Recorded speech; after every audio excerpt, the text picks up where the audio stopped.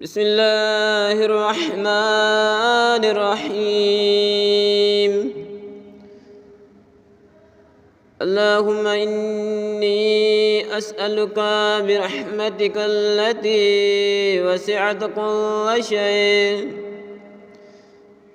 وبقوتك التي قهرت بها كل شيء وخضع لها كل شيء وذل لها كل شيء وبجبروتك التي غلبت بها كل شيء وبعزتك التي لا يقوم لها شيء وبعظمتك التي ملأت كل شيء وبسلطانك الذي على كل شيء وبوجهك الباقي بعد فناء كل شيء وبإسمائك التي ملأت أركان كل شيء وبعلمك الذي أحاط بكل شيء وبنور وجهك الذي أضاء له كل شيء يا نور يا قدوس يا نور يا قدوس يا نور يا قدوس يا أول الأولين ويا آخر الآخرين اللهم اغفر لي الذنوب التي تهتك العصم اللهم اغفر لي الذنوب التي تنزل النكم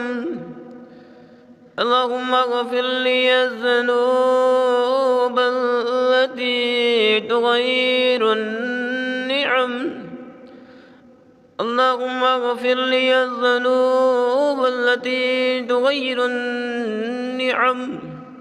اللهم اغفر لي الذنوب التي تحبس الدعاء اللهم اغفر لي الذنوب التي تقطع الرجاء اللهم اغفر لي الذنوب التي تنزل البلاء اللهم اغفر لي كل ذنب أذنبته وكل خطيئة أخطأتها اللهم إني أتقرب إليك بذكرك وأستشفع بك إلى نفسك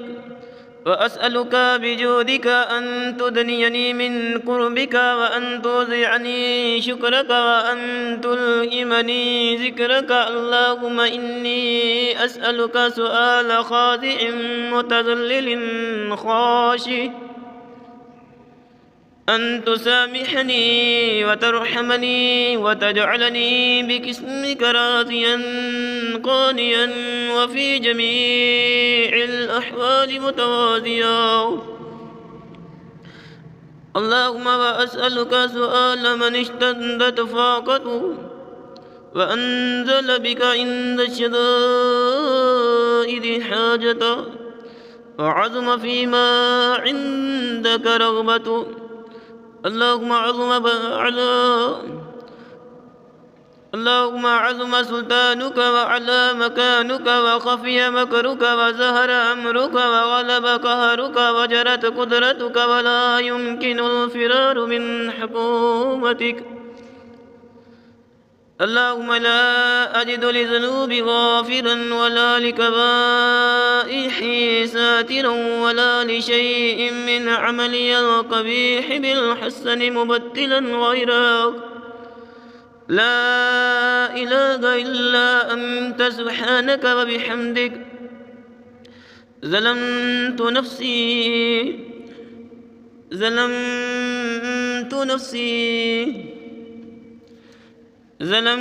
نفسي وتجرأت بجهلي وسكنت إلى قديمك ذكري لي. ظلمت نفسي وتجرأت بجهلي وسكنت إلى قديم ذكرك لي ومنك علي. اللهم مولاي كم من قبيح سترته وكم من فادح من البلاء أقلته وكم من إسار وقيته وكم من مكروه دفعته وكم من ثناء جميل لست أهلا له نشرته. اللهم عظم بلائي وأفرط بي سوء حالي وكسرت بي أعمالي وقعدت بي أغلالي وحبسني عن نفعي بعد أملي وخدعتني الدنيا بغرورها ونفسي بجنايتها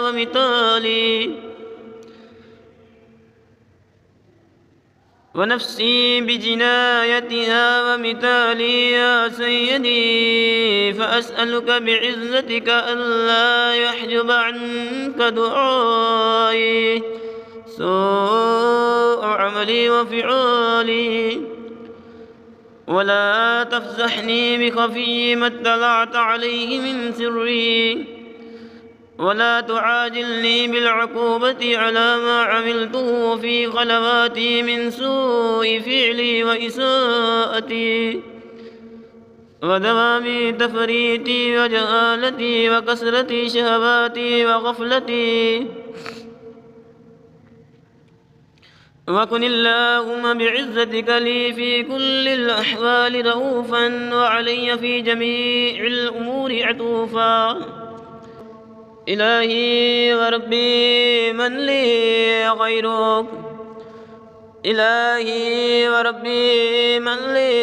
غيرك أسأله كشف ذري والنظر في أمري. إلهي ومولاي أجريت علي حكما اتبعت فيه هوى نفسي ولم أحترس فيه من تزيين عدوي فغرني بما أهوى وأسعده على ذلك القضاء. فتجاوزت بما جرى علي من ذلك بعد حدودك وخالفت بعض أوامرك فلك الحمد علي في جميع ذلك ولا حجة لي فيما جرى علي فيه قضاؤك وألزمني حكمك وبلاؤك. وقد أتيتك يا إلهي بعد تقصيري وإسرافي على نفسي معتذرا نادما منكسرا مستقيلا مستغفرا منيبا مكرا مذعنا معترفا لا أجد مفرا مما كان مني ولا مفزعا نتوجه إليه في أمري غير قبولك عذري وإدخالك إياي في سعة رحمتك. اللهم فاقبل عذري وارحم شدة ضري وفكني من شد وساقي. يا رب ارحم ضعف بدني يا يا رب ارحم ضعف بدني وركة جلدي ودقة عظمي، يا من بدا خلقي وذكري وتربيتي وبري وتغذيتي، وهبني لابتداء كرمك وسالف بربك بي. يا إلهي وسيدي وربي، أتراك معذبي بنارك بعد توحيدك، وبعد من توى عليه قلبي من معرفتك، ولهج به لساني من ذكرك، واعتقده ضميري من حبك، وبعد صدق اعترافي ودعائي خاضيا لربوبيتك. هيهات أنت أكرم من أن تضيع من ربيته، أو تبعد من أدنيته، أو تشرد من آويته، أو تسلم إلى البلاء من كفيته ورحمته. وليت شعري يا سيدي وإلهي ومولاي أتسلط النار على وجوه خرت لعظمتك ساجدا، وعلى ألسن نطقت بتوحيدك صادقة وبشكرك مادحة، وعلى قلوب اعترفت بإلهيتك محققة، وعلى ضمائر حوت من العلم بك حتى صارت خاشعة، وعلى جوارح سعت إلى أوتان تعبدك تائعة، وأشارت باستغفارك مذعنة. ما هكذا ظن بك ولا أخبرنا بفضلك عنك يا كريم يا رب، يا كريم يا رب، يا كريم يا ربي. وأنت تعلم ضعفي عن قليل من بلاء الدنيا وعقوباتها، وما يجري فيها من المكاره على أهلها، على أن ذلك بلاء ومكروه قليل مكسه يسير بقاؤه كثير مدته.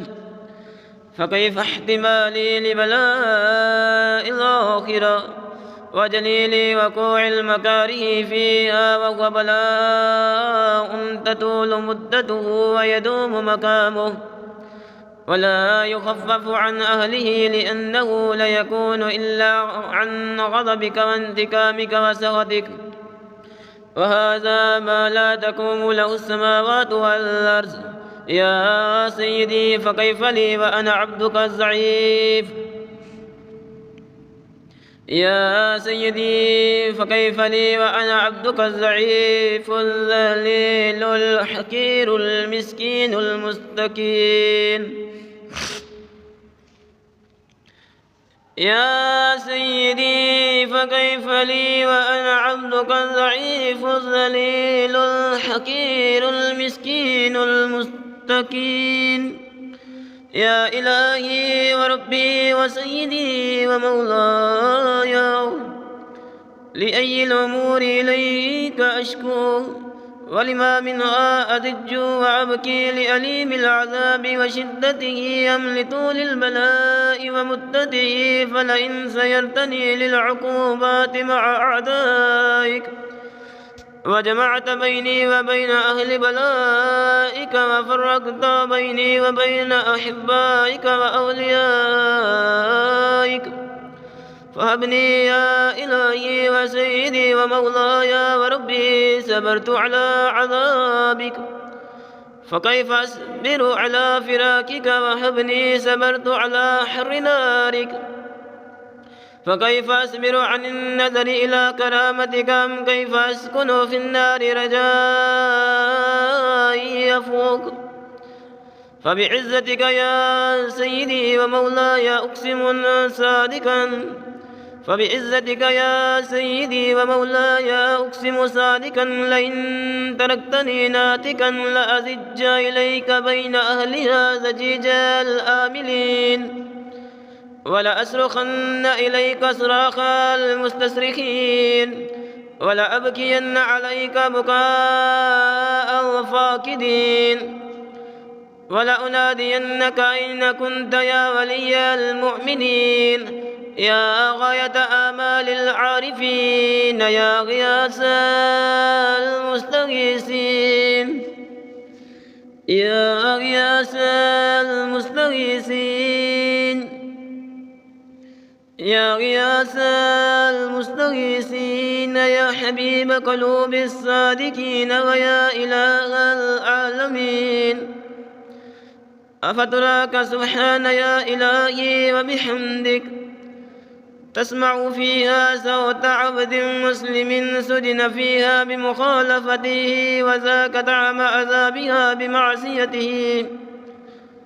وحبس بين أطباقها بجرمه وجريرته وهو يزج إليك زجيج مؤمل لرحمتك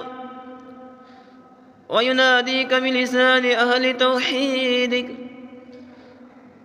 ويتوسل إليك بربوبيتك يا مولاي فكيف يبقى في العذاب وهو يرجو ما سلف من حلمك أم كيف تعلمه النار وهو يأمل فضلك ورحمتك أم كيف يحركه لهيبها وأنت تسمع صوته وترى مكانه أم كيف يشتمل عليه زفيرها وأنت تعلم ضعفه أم كيف يتكلكل بين أتباكها وأنت تعلم صدقه أم كيف تزجره زبانيتها وهو يناديك يا ربه أم كيف يرجو فضلك في عتقه منها فتتركه فيها هيهات ما ذلك ظن بك ولا المعروف من فضلك ولا مشبه لما عاملت به الموحدين من بربك وإحسانك فباليقين يقطع لولا ما حكمت به من تعذيب جاحديك وقضيت به من إخلاد معانديك لجعلت النار كلها بردا وسلاما وما كان لأحد فيها مكر ولا مقاما لكنك تقدست أسماؤك أقسمت أن تملأها من الكافرين من الجنة والناس أجمعين وأن تخلد فيها المعاندين وأنت جل ثناؤك قلت مبتدئا وتطولت بالإنعام متكرما فمن كان مؤمنا كمن كان فاسقا لا يستوون إلهي وسيدي فأسألك بالقدرتك التي قدرتها وبالقضية التي حتمتها وحكمتها وغلبت من عليه أجريتها أن تهب لي في هذه الليلة وفي هذه الساعة كل جرم أجرمته وكل ذنب أذنبته وكل قبيح أسررته وكل جهل علمته كتمته أو لنته أخفيته أو أظهرته وكل سيئة أمرت بإثباتها الكرام الكاتبين الذين وكلتهم بحفظ ما يكون مني وجعلتهم شهودا علي مع جوارحي وكنت أنت الرقيب علي من ورائهم والشاهد لما خفي عنهم وبرحمتك خفيته وبفضلك سترته وأنت توفر حظي من كل خير أنزلته أو إحسان فضلته أو بر نشرته أو رزق بسطته أو ذنب تغفره أو خطأ تستره يا ربي يا ربي يا رب يا ربي يا ربي يا رب يا ربي يا ربي يا ربي يا إلهي وسيدي ومولاي ومالك ركي يا من بيده ناسيتي يا عليما بزري ومسكنتي يا خبيرا بفقري وفاقتي يا ربي يا ربي يا رب يا ربي يا ربي يا رب يا ربي يا ربي يا رب أسألك بحقك وقدسك وأعظمي وبصفاتك وأسمائك أن تجعل أوقاتي من الليل والنهار بذكرك معمورة وبخدمتك موصولة وأعمالي عندك مقبولة حتى تكون أعمالي وأورادي كلها وردا واحدا وحالي في خدمتك سرمدا يا سيدي، يا من عليه معولي، يا من عليه شكوت أحوالي. يا ربي يا ربي يا رب، يا ربي يا ربي يا رب، يا ربي يا ربي يا ربي. قوي على خدمتك جوارحي، واشدد على العزيمة جوانحي، وهب لي الجد في خشيتك والدوام في الاتصال بخدمتك، حتى أسرح إليك في ميادين السابقين، وأسري إليك في البارزين، واشتاق إلى قربك في المشتاقين، وأدنو منك دنو المخلصين، وأدنو منك دنو المخلصين، وأخافك مخافة الموقنين، وأدنو منك دنو المخلصين، وأخافك مخافة الموقنين، واجتمع في جواريك مع المؤمنين. اللهم ومن أرادني بسوء فارده، ومن كادني فكده، واجعلني من أحسن عبيدك نسيبا عندك، وأقربهم منزلة منك، وأخصهم زلفة لديك، فإنه لا ينال ذلك إلا بفضلك. وجد لي بجودك، واعطف علي بمجدك، واحفظني برحمتك، واجعل لساني بذكرك لهجا، وقلبي بحبك متيما، ومن علي بحسن إجابتك، وأكلني عسرتي واغفر ذلتي، فإنك قضيت على عبادك بعبادتك، وأمرتهم بدعائك، وزمنت لهم الإجابة. فإليك يا رب نسبت وجهي، وإليك يا ربي مددت يدي، فإليك يا ربي نسبت وجهي، وإليك يا ربي مددت يدي. فبعزتك استجب لي دعائي، وبلغني منايا، ولا تقطع من فضلك رجائي، واكفني شر الجن والإنس من أعدائي. يا سريع الرزاق، يا سريع الرزاق، يا سريع الرزاق، اغفر لمن لا يملك إلا الدعاء، فإنك فعال لما تشاء. يا من اسمه دواء وذكره شفاء، يا من اسمه دواء وذكره شفاء، وطاعته غنى. ارحم من رأس ماله الرجاء، ارحم من رأس ماله الرجاء، وسلاحه البكاء. يا سابغ النعم، يا دافئ النكم، يا نور المستوحشين في الظلم، يا عالما لا يعلم. صل على محمد وآل محمد، وافعل بما أنت أهله. وصلى الله على رسوله والأئمة الميامين من إله، وصلى الله على رسوله والأئمة الميامين من آله، وسلم تسليما كثيرا. اللهم صل على محمد وآل محمد.